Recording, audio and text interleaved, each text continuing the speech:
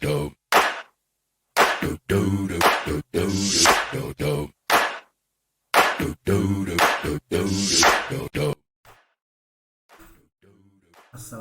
warahmatullahi wabarakatuh. Selamat pagi anak-anakku sekalian. Senang sekali kita bisa berjumpa lagi pada pertemuan kali ini. Walaupun masih dalam kondisi kita belajar mandiri di rumah, ya. Tetapi Bapak harapkan ini tidak menghalangi semangat kalian untuk tetap belajar. Apalagi pada pertemuan kita kali ini kita akan langsung memulai kegiatan praktek. Untuk kegiatan praktek kali ini sudah Bapak atur sedemikian rupa supaya kalian berinteraksi dengan teman kalian yang paling dekat rumahnya dalam sebuah kelompok, ya. Tidak masalah apakah satu kelas atau berbeda kelas, ya. Hanya saja Bapak batasi kelompok kalian itu maksimal hanya 4 orang. Kenapa harus 4 orang? Bapak yakin kalau lebih dari 4 biasanya tidak akan efektif, ya. Akan banyak acara ngobrol. Atau mungkin ada anggota teman kalian yang sama sekali tidak mau bekerja. Dengan kata lain, kalian diperbolehkan membuat kelompok itu mulai dari 2 orang, 3 sampai 4. Tapi dalam kondisi tertentu apabila memang tidak memungkinkan membuat kelompok, kalian dipersilahkan boleh bekerja secara mandiri. Hanya saja apabila ada kelompok yang lebih dari 4, itu 5 atau 6, kalian diharuskan mengerjakan 2 buah karya, ya. Tujuannya apa? Agar tugas ini dikerjakan efektif oleh seluruh anggota kelompok. Jangan sampai ada anggota kelompokku yang hanya diam atau tidak mau bekerja. Bisa dipahami ya sampai di sana? Baiklah, kita akan langsung memulai pembelajaran kita kali ini, yaitu menerapkan ragam hias pada media kanvas dengan cat akrilik dengan teknik point tilis. Pengertian teknik point tilis.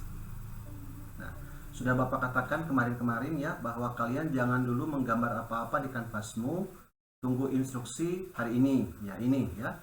Kita bekerjanya dengan teknik point tilis. Kita pahami dulu. Teknik point tilis adalah teknik menggambar atau melukis yang memanfaatkan susunan titik yang diolah sedemikian rupa sehingga membentuk suatu objek. Pembentukan objek melalui teknik ini dicapai dengan tingkat kerapatan dan kepekatan titik yang dibubuhkan. Maksudnya, kalian berkarya itu tidak lagi menggunakan komposisi garis, tapi semuanya tersusun dari titik-titik. Bisa saja kalian membuat kesan garis, tapi betul-betul garis tersebut tersusun dari titik-titik, ya, yang memiliki arah tertentu, sehingga sepintas seperti kita membuat garis, padahal sebetulnya kita menyusun titik-titik. Sampai di sini bisa dipahami ya. Kita lanjutkan. Singkat saja tentang sejarah teknik point tilis. Teknik ini dalam ranah seni lukis sebetulnya telah digunakan oleh suku aborigin yang berasal dari benua Australia. Konon suku ini telah memiliki tradisi untuk melukis menggunakan titik yang diwariskan secara turun-temurun dari nenek moyang mereka. Dengan kata lain, teknik menggambar atau melukis ini bukan hal yang baru, tapi ini sudah sangat lama sekali ya. Hanya mungkin pada kalian baru Bapak perkenalkan sekarang. Nah, kita lanjutkan poin keduanya. Namun sebetulnya teknik itu diperkenalkan pada sekitar tahun 1971 oleh seorang guru seni kulit putih yang ditugaskan untuk mengajar di sana. Maksudnya di Australia ya. Ia memulai pergerakan mural di sekolah-sekolah yang ada di sana hingga pada akhirnya pergerakan melukis dengan titik ini menjadi ciri khas daerah itu. Setelah dari sana, kemudian teknik ini menyebar ya ke berbagai negara sampai akhirnya dikenal di seluruh dunia. Ingat ya, itu adalah pengetahuan sepintas sejarah tentang teknik point tilis. Oke, kita lanjutkan. Cara atau teknik menggambar point tilis. Poin ke-1. Sebetulnya saat kita menggambar dengan gaya pointillis, maka secara tidak langsung kita sedang menggunakan teknik menggambar arsir titik yang biasa disebut dengan stippling.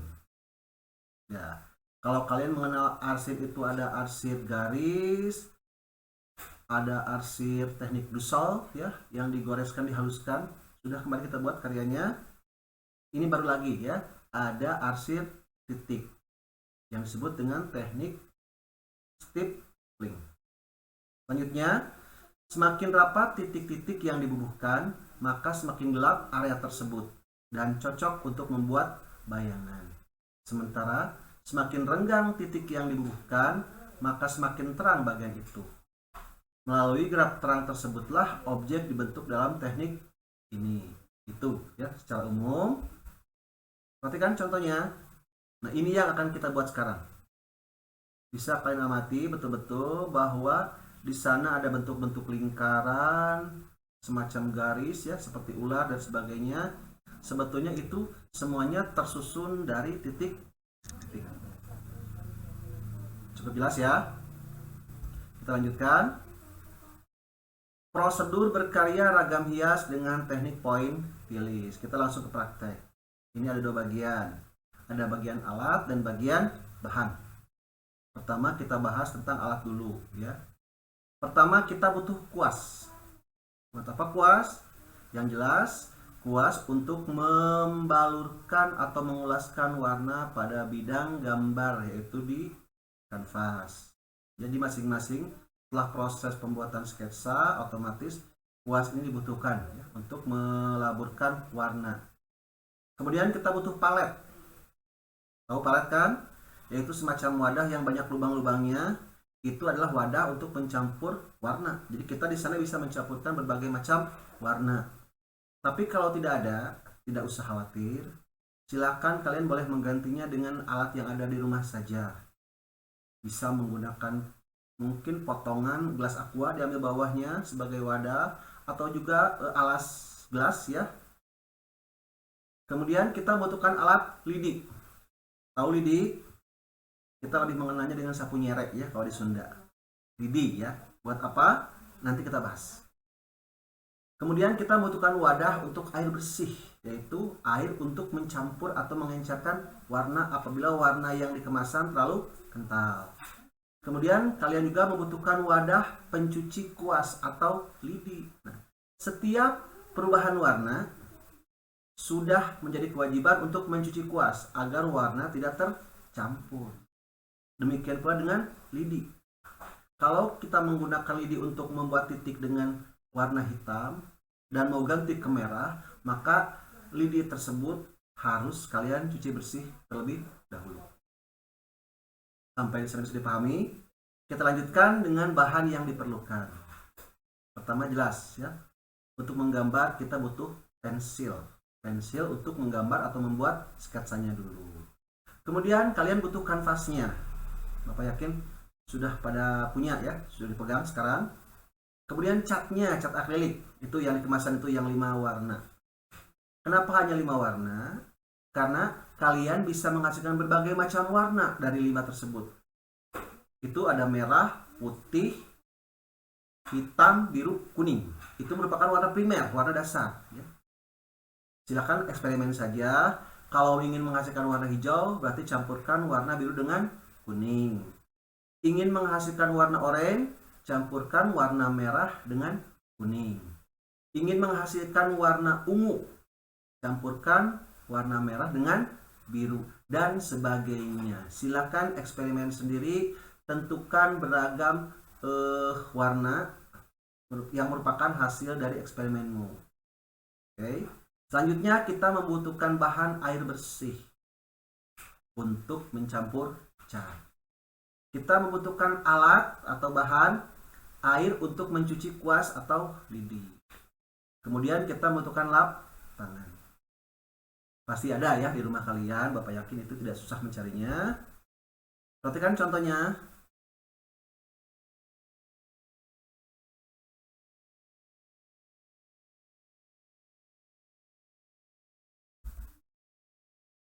Selanjutnya, lanjutkan dengan mewarnai bagian-bagian gambar yang lainnya sampai seluruh bagian dari objek diwarnai. Artinya, tidak boleh meninggalkan bidang yang kosong. Jadi semuanya diwarnai dulu, ya, baik bagian dasar maupun bagian objeknya. Selanjutnya, buat titik-titik secara teratur mengikuti batas tiap objek atau warna pada karyamu sampai semuanya selesai. Dalam hal ini, titik-titik dibuat untuk menggantikan fungsi garis yang biasa kalian buat ketika menggambar. Paham kan? Kalau kita menggambar biasanya suka diberi pinggiran garis, ya, biar lebih jelas. Nah, kalau kalian membuat itu, gunakanlah titik-titik saja, disusun, ya. Jadi susunan garisnya, susunan titiknya itu dibuat mengikuti bentuk objek yang kalian gambar. Kemudian isilah bagian-bagian dari tiap-tiap warna pada objek-objek gambarmu dengan titik-titik secara rapat. Usahakan warna titik harus kontras dengan warna objek gambarmu. Buatlah titik-titik tersebut memenuhi seluruh bagian gambarmu. Kalau tadi kita membuat pinggirannya, pinggiran objeknya, nah sekarang bagian tengahnya, ya. Bagian tengahnya pun harus kalian isi penuh dengan titik-titik. Catatan, pilihlah warna yang kontras antara warna titik dengan warna dasarnya. Sebagai contoh, misalnya warna daun, itu warnanya hijau biasanya. Maka pilihlah warna titik-titiknya yang kontras, mungkin dengan merah, dengan oranye, kuning, biru, boleh. Lain dari warna yang sama, yaitu hijau. Lakukan pembuatan titik-titik pada bagian-bagian gambarmu sampai seluruh bagian gambarmu terisi seluruhnya oleh titik-titik secara penuh atau tidak meninggalkan bagian yang kosong. Jadi titiknya dibuat full, ya. Ya. Pastikan tidak ada bagian bidang gambar yang terlewat yang tidak diisi oleh titik-titik. Kembali, ini harus penuh. Nah. Kemudian pastikan ukuran titik-titik yang kalian buat memiliki ukuran yang sama. Ingat, yang kalian buat adalah titik, bukan tumpahan cat yang melebar. Jadi usahakan bentuknya harus bulat dengan ukuran tiap titik-titik sama besarnya. Disinilah fungsi dari lidi. Tadi Bapak sebutkan kita butuh lidi. Nah ini lidi kita pakai untuk membuat titik-titik. Cari lidi yang ukurannya sedang. Kemudian bagian ujungnya kita lancipkan seperti pensil, dipotong rata bagian ujungnya, kita lancip supaya ketika kita menggunakan cat dan menempelkannya atau menekankannya pada gambar bisa menghasilkan sebuah titik bulat, kecil tapi mulus, ya. Jadi gunakan lidi. Oke, itu fungsi lidi, ya. Selanjutnya cek sekali lagi sampai karyamu benar-benar rapi. Ini kan biayanya cukup mahal, ya. Jadi kalau kalian membuatnya asal-asalan juga sangat sayang sekali karyanya. Jadi tolong dibuat serapi mungkin, seteliti mungkin. Nah, apabila ada bagian yang kalian anggap salah, silakan tutup bagian yang salah tersebut dengan warna yang sesuai dengan warna yang dipakai pada bagian warna dasar yang sebelumnya kalian pakai. Kita contohkan lagi pada daun. Daun warnanya hijau atau warna yang lain boleh, ya. Kemudian kita titik-titik dengan warna oranye. Ternyata salah, warna oranye jelek. Maka tutuplah warna oranye tersebut dengan warna hijau lagi. Jadi kembalikan ke warna dasar. Baru nanti setelah kering bisa kalian lagi buat titik-titik yang baru, yang lebih rapi, yang lebih pas. Dipahami Bapak, yakin ya sampai di sana.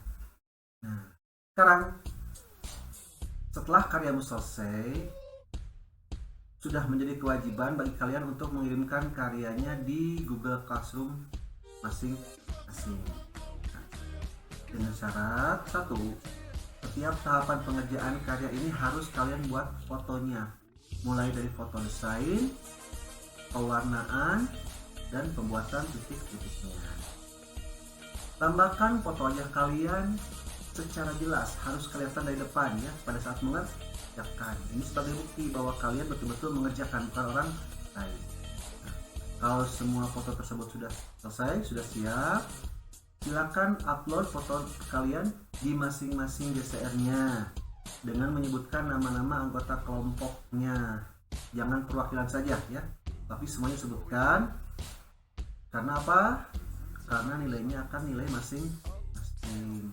Kita ambil contoh, misalnya kelompok 1 ada Icih dari kelas A, ada Ijah dari kelas B, dan Inoh dari kelas C.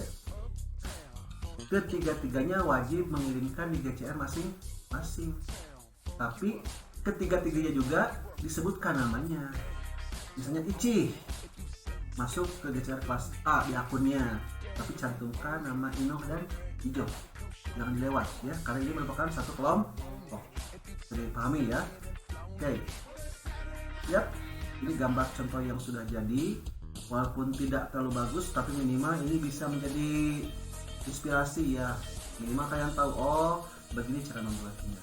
Ini Bapak sengaja tampilkan contoh yang jelek. Lihat, di sana titik-titiknya tidak rata, tidak sama. Di tugas kalian membuat yang lebih bagus, yang lebih rapi, yang lebih rata. Nah, ini juga sama ya, contoh saja. Oke, Bapak rasa untuk materi sudah cukup jelas. Silahkan kalian kerjakan secara kelompok bersama-sama. Kemudian jangan lupa tenggat waktunya bisa dilihat di linknya. Jangan sampai terlambat, dan Bapak harapkan tidak ada siswa yang tidak Baiklah, pelajaran hari ini kita cukupkan sampai di sini dulu ya. Assalamualaikum warahmatullahi wabarakatuh. Sampai jumpa lagi di pertemuan